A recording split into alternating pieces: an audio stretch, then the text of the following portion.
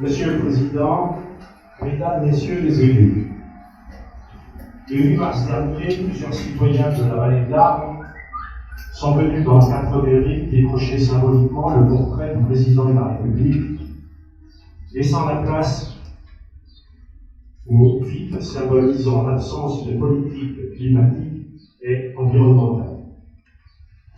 Cette action non violente était accompagnée d'une lettre d'explication que nous souhaitons remettre ce soir à l'ensemble de ce Conseil pour que chacun puisse en prendre connaissance. Depuis ce jour, plusieurs demandes de rencontres ont été adressées à chacun des 4 maires concernés, mais aucun d'entre eux ne s'est donné la peine d'y répondre.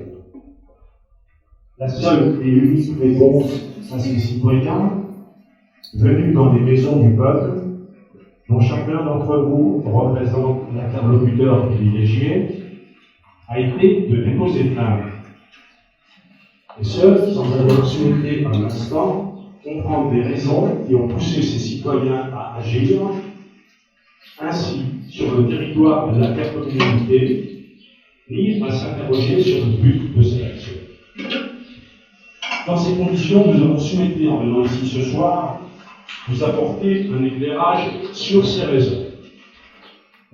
Le pic record de pollution de l'air de l'hiver 2016-2017, ayant abouti à plus de 35 jours consécutifs d'alerte, a provoqué la mobilisation massive de vos concitoyens devant les mairies, les conseils municipaux, et, dois-je vous le rappeler, la tenue de ce même conseil communautaire.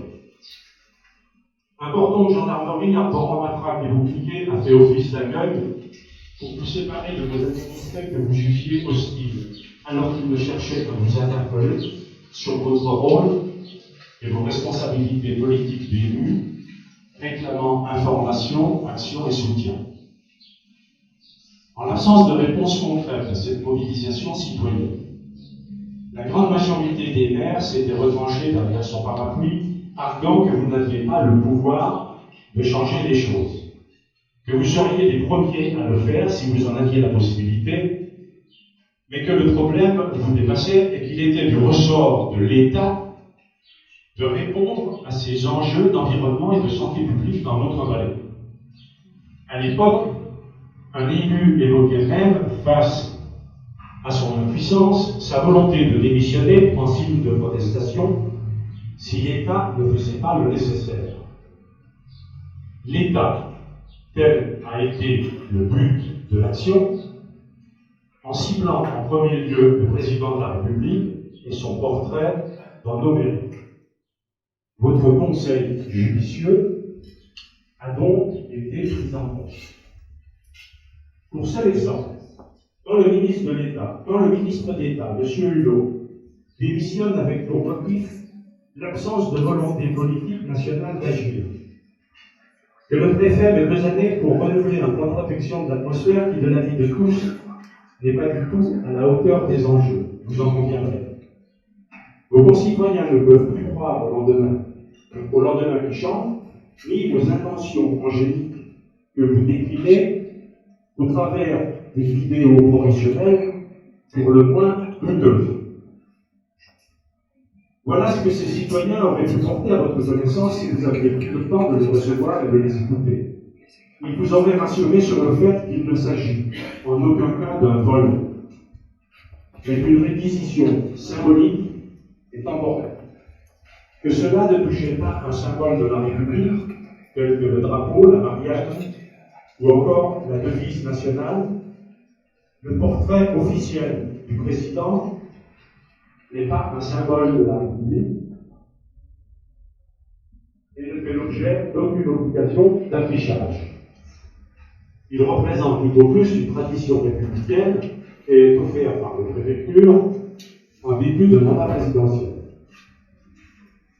Vos réactions unanimes de refuser le dialogue et à contrario, votre empressement le jour même à vous exprimer dans la presse pour indiquer que vous aviez, comme de bons petits serviteurs de l'État, tous les quatre porté plainte pour vol contre ces citoyens, ou si cela était encore nécessaire, qu'aucune expérience n'a été tirée des mobilisations citoyennes.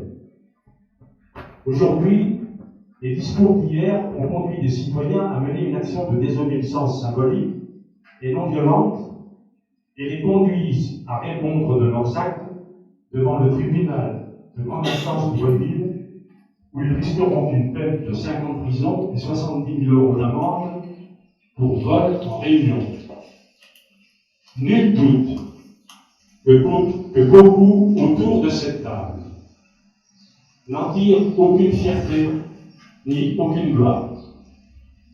Il n'en demeure pas moins que ces 7 personnes risquent fort d'être traitées comme des criminels et châtiées comme telles pour avoir tenté un signal d'alarme pour l'intérêt général. Oui, j'ai bien dit des criminels. Or, le crime n'est-il pas en ce moment de montrer laxisme et inaction face aux enjeux climatiques, locaux et planétaires?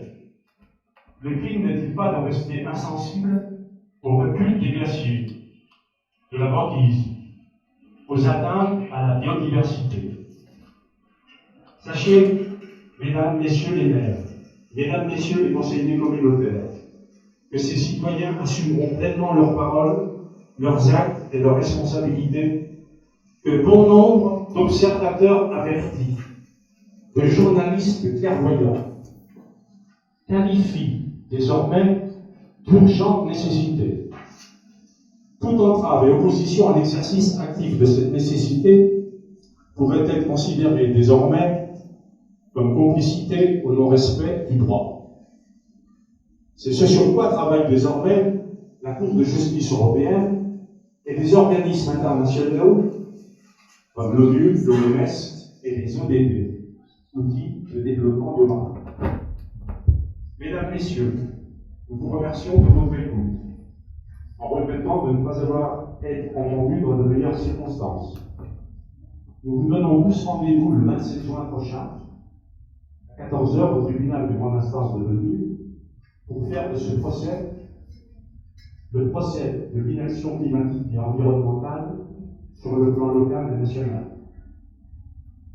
De ce procès, il en ressort les vertus du courage, de l'abnégation et de l'audace, face au tas de l'abdication et du confort oisif d'un mandat. Merci pour votre attention.